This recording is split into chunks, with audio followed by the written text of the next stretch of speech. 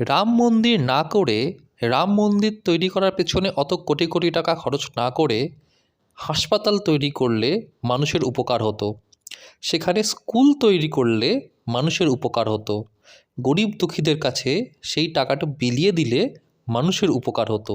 গোটা ভারতে বহু মানুষ খেতে পায় না, তাদেরকে এই টাকা দিয়ে দিলে তাদের ভালো হতো।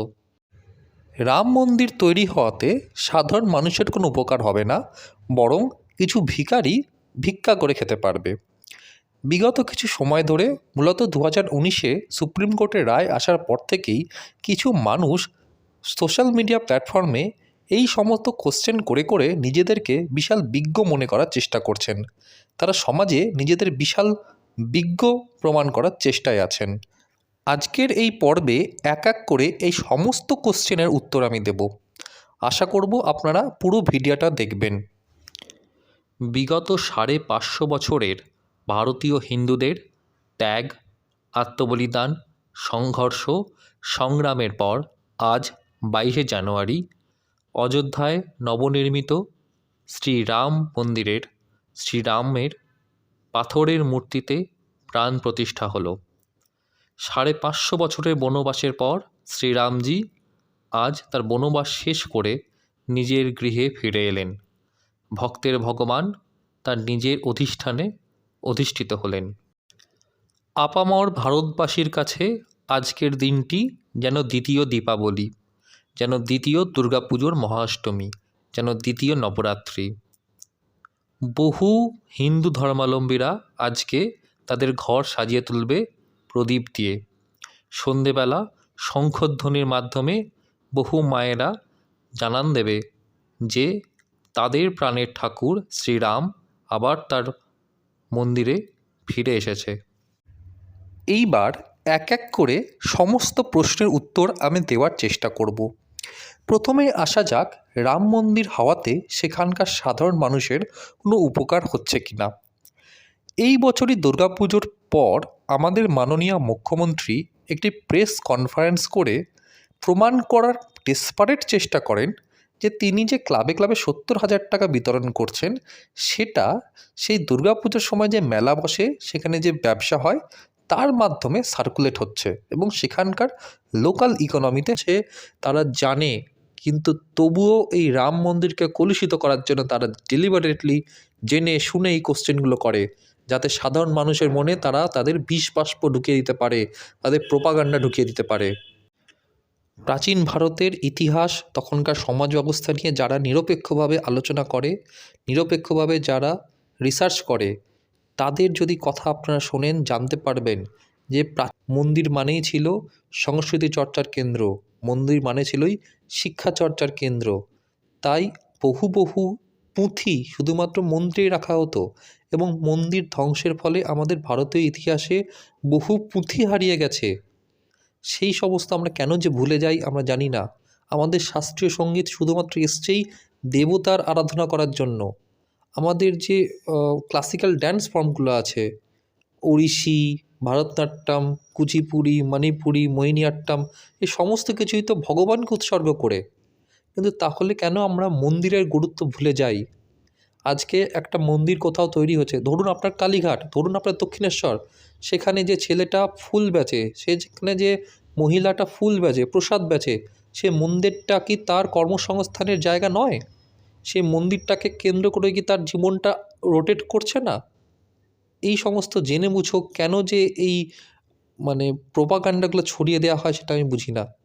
এই যে মন্দিরটা তৈরি হলো, সেই মন্দিরটা তো সরকারের টাকায় তৈরি হয়নি, সেটা দানের টাকায় তৈরি হয়েছে।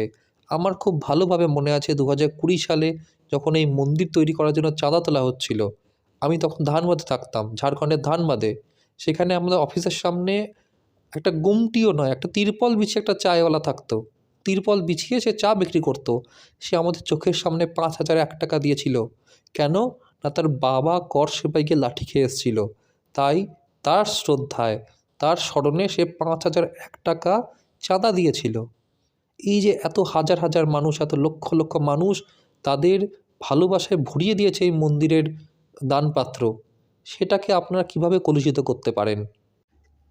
তবে এই রাম মন্দির নির্মাণ নিয়ে একটা খুবই ইন্টারেস্টিং জিনিস দেখতে পেলাম, সেটা হলো এই যে 4 শঙ্করাচার্য যারা একসময় বলছিলেন যে তারা এই রাম মন্দিরের মানে উদ্ঘাটন বা শ্রীরামের প্রাণ প্রতিষ্ঠার এই যে সময়টা এর তারা বিপক্ষে, তারা আপত্তি তুলছিলেন। আর সঙ্গে সঙ্গে কিছু ওই বামপন্থী মানে যে রিপোর্টার যারা আছেন, বামপন্থী জার্নালিস্ট যারা আছেন, তাদের কাছে এই শঙ্করাচার্যরা প্রচণ্ড প্রাসঙ্গিক হয়ে উঠলেন। তারা লেনিন, স্ট্যালিন, মার্কস এসব ভুলে শুধুমাত্র শঙ্করাচার্য কী বললেন তার পেছনে দৌড়াতে শুরু করলো। তারা জাস্ট একটাই আকুতি তাদের, যে ভগবান আপনি শুধুমাত্র 3-4টে কথা এমন বলুন যেটাকে কাজে লাগিয়ে আমরা মোদিকে ছোট করতে পারি, যেটাকে কাজে লাগিয়ে আমরা বলতে পারি যে এই রাম মন্দিরে যে উদ্ঘাটন হচ্ছে সেটা শুধুমাত্র একটা রাজনৈতিক কার্যকলাপ। হ্যাঁ, এটা রাজনৈতিক কার্যকলাপ, পেশ করেছে এটা রাজনৈতিক কার্যকলাপ। কারণ বিজেপি একমাত্র তাদের রাজনৈতিক ম্যানিফেস্টোতে বলেছিল আমরা অযোধ্যায় রাম মন্দির নির্মাণ করব। তৃণমূল বলেনি, বামেরা বলেনি, কংগ্রেস বলেনি, সমাজবাদী পার্টি বলেনি, বিজেপি বলেছিল। তাই বিজেপির সমস্ত রকম অধিকার আছে এই রাম মন্দিরকে রাজনীতির জন্য ইউজ করার। বাংলায় কোন রাজনৈতিক বিশ্লেষক কী বলল, কোন বিশ্বনাথ চক্রবর্তী কী বলল, কিচ্ছু যায় আসে না। বেশ করেছে বিজেপি রাম মন্দিরকে নিয়ে রাজনীতি করছে, বেশ করেছে বিজেপি রামকে পলিটিসাইজ করেছে। কারণ রাম যখন একটা তাঁবুর নিচে পুজো হতো তখন এই সমস্ত রাজনৈতিক বিশ্লেষকরা কেউ বলতো না যে সেখানে রাম মন্দির তৈরি করা উচিত। বিজেপি একমাত্র বলতো। বিজেপির সমস্ত রকম অধিকার আছে বলার যে রামকে তারা নিয়ে এসেছে, রামকে তারা নিয়ে আসবে, রামকে তারা সমস্ত গোটা ভারতে ছড়িয়ে দেবে। তার জন্য রাজনৈতিকভাবে তারা যদি রামের ইউটিলাইজ করতে চায় তাদের সমস্ত অধিকার আছে। আজকে আবার শুনলাম কলকাতায় এই 22শে জানুয়ারি রাম মন্দিরে শ্রীরামচন্দ্রের প্রাণ প্রতিষ্ঠার পাল্টা হিসাবে সম্প্রীতি মিছিল করা হবে। কিসের সম্প্রীতি মিছিল? এই সম্প্রীতি মিছিল তখন করা হয়নি কেন, যখন রামনবমীর শোভাযাত্রায় কিছু সংখ্যালঘু দুধেল গাইরা পাথর ছুঁড়েছিল? তখন কেন সম্প্রীতি মিছিল করা হয়নি যখন উত্তর কলকাতা একটি শীতলা পুজোতে এই দুধেল গাইরা এসে দাঙ্গা হাঙ্গামা করেছিল? তারপরে আপনি সম্প্রীতি মিছিল বার করতেন। আপনি স্ট্রং বার্তা দিতে পারতেন যে আপনার সরকারের ল অ্যান্ড অর্ডার সমস্ত রকম সাম্প্রদায়িক দাঙ্গা হাঙ্গামা রোখার জন্য একদম তৎপর। কোথায় ছিলেন আপনি যখন নুপুর শর্মাকে নিয়ে যে কন্ট্রোভার্সি তৈরি হয়েছিল, তখন আমার গ্রাম বেথুয়াডাউরি ভাঙচুর করা হয়েছিল? তখন আপনারা কোথায় ছিলেন? তখন আপনার সম্প্রীতি মিছিল কোথায় ছিল? তাই আজকে শুধুমাত্র সংখ্যালঘু ভোট বাক্স নিজেদের দিকে আনার জন্য এই যে সম্প্রীতি মিছিল বার করার যে নাটক আপনি করছেন, সেটা কিন্তু বাংলার সাধারণ মানুষ ধরতে পারছে।